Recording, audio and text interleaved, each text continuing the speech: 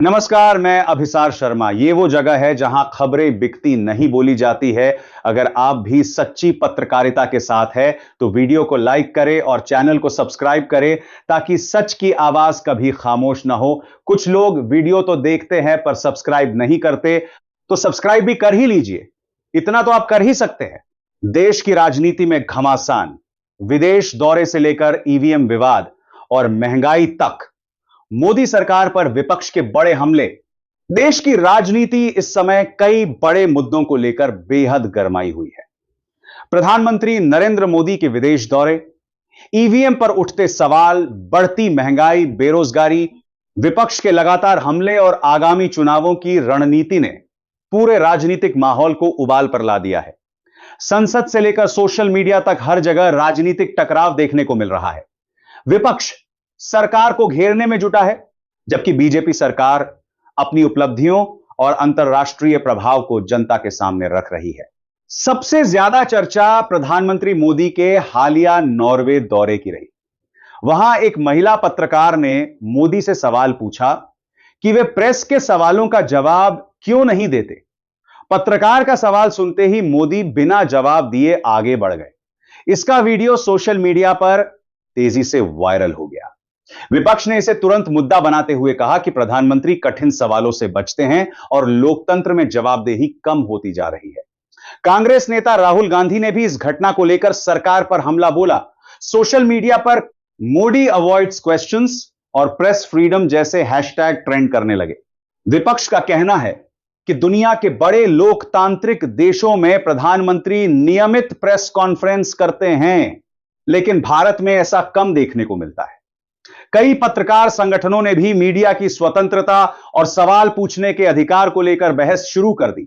हालांकि बीजेपी और केंद्र सरकार ने विपक्ष के आरोपों को खारिज कर दिया।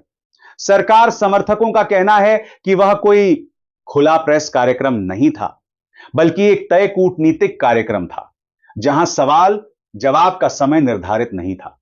बीजेपी नेताओं ने विपक्ष पर विदेश नीति जैसे गंभीर मुद्दों को राजनीतिक विवाद में बदलने का आरोप लगाया। इसी दौरे के दौरान भारत और नॉर्डिक देशों के बीच कई अहम समझौते हुए।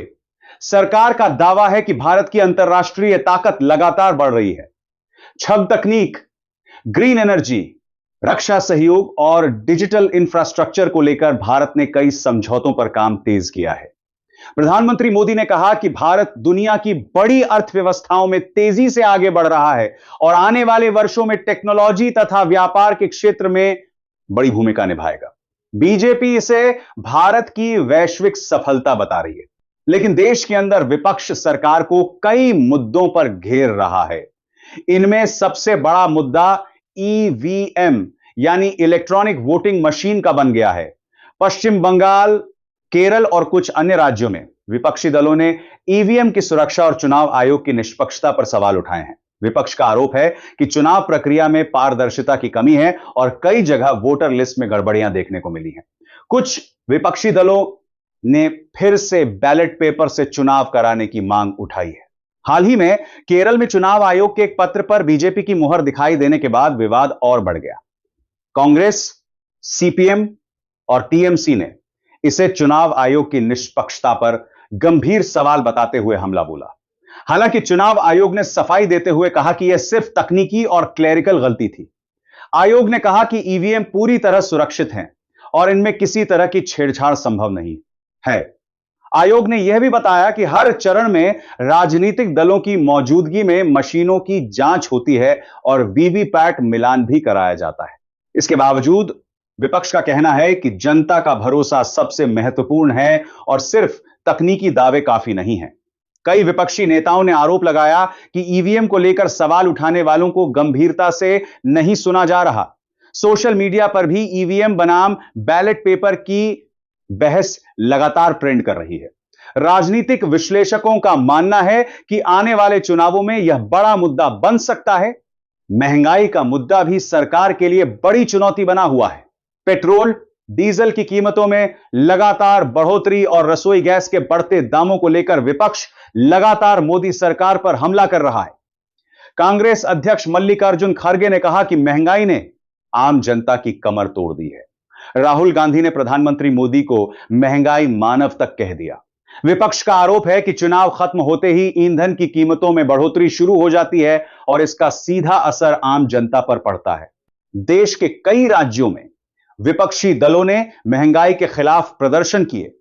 पंजाब में कांग्रेस नेता अमरिंदर सिंह राजा वडिंग बैलगाड़ी से मतदान केंद्र पहुंचे और इसे पेट्रोल, डीजल की बढ़ती कीमतों के खिलाफ प्रतीकात्मक विरोध बताया। महाराष्ट्र, बिहार, राजस्थान और उत्तर प्रदेश में भी विपक्षी कार्यकर्ताओं ने प्रदर्शन किए। विपक्ष का कहना है कि महंगाई के कारण मध्यम वर्ग और गरीब परिवारों का बजट पूरी तरह बिगड़ गया है। सरकार का कहना है कि वैश्विक बाजार और अंतर्राष्ट्रीय परिस्थितियों की वजह से कीमतों पर असर पड़ रहा है। केंद्र सरकार का दावा है कि उसने गरीबों के लिए मुफ्त राशन, उज्ज्वला योजना, किसानों को आर्थिक सहायता और कई अन्य योजनाओं के जरिए राहत देने की कोशिश की है। बीजेपी नेताओं का कहना है कि दुनिया के कई देशों की तुलना में भारत में स्थिति बेहतर है और अर्थव्यवस्था तेजी से आगे बढ़ रही है।